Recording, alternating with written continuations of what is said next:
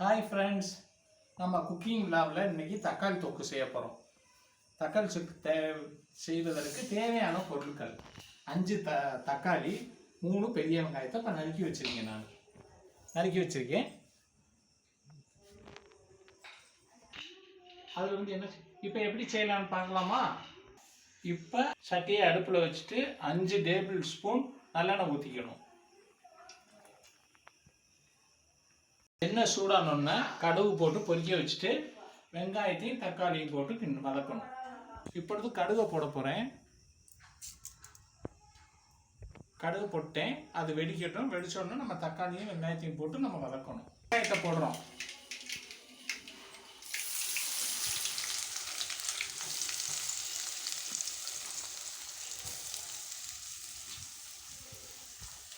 போட்டுருங்க.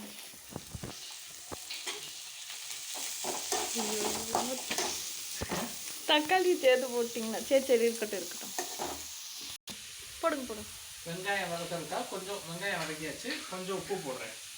வெங்காயத்தை நல்லா வதக்கணும். நிறம் மாறுற வரையும் வதக்கணும் வெங்காயத்தை.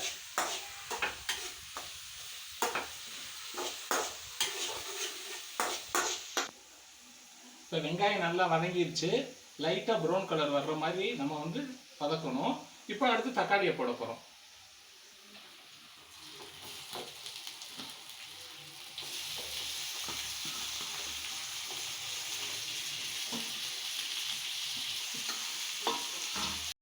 இப்போ தக்காளி வதக்கிறதுக்கும் லைட்டாக உப்பு போட்டால் சீக்கிரம் வதங்கிடும்.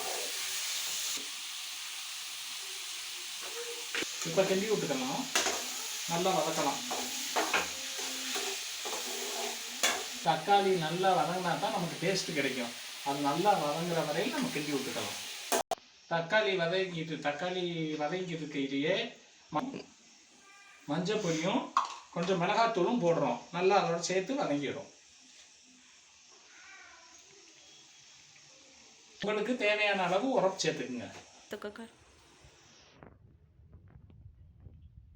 நமக்கு தேவையான அளவுக்கு தண்ணி ஊற்றிக்கணும். ரெடி ஆயிடுச்சு. உங்களுக்கு தேவையான அளவு தக்காளி வதங்கிடுச்சு. தண்ணி ஊற்றிக்குங்க.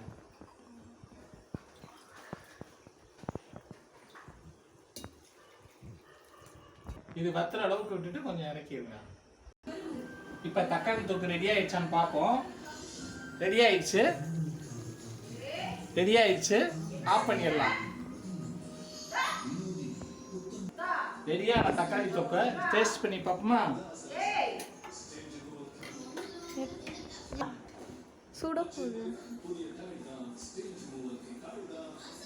சூப்பரா இருக்கு. அதை நம்ம வந்து சப்பாத்திக்கு வந்து வச்சு தொட்டு சாப்பிட்டோம்னா ரொம்ப நல்லா இருக்கும். அது மாதிரி நீங்க எல்லாம் சப்பாத்திக்கு ரெடி பண்ணி சாப்பிடுங்க. ஓகே, அடுத்து சப்பாத்தி ரெடி பண்ண போறோம்.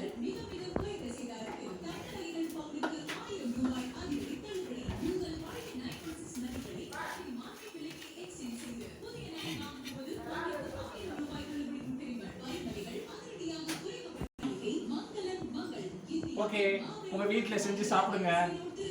அடுத்த வீடியோவில் பார்ப்போம். ஷேர் பண்ணுங்க, சப்ஸ்கிரைப் பண்ணுங்க, சப்போர்ட் பண்ணுங்க.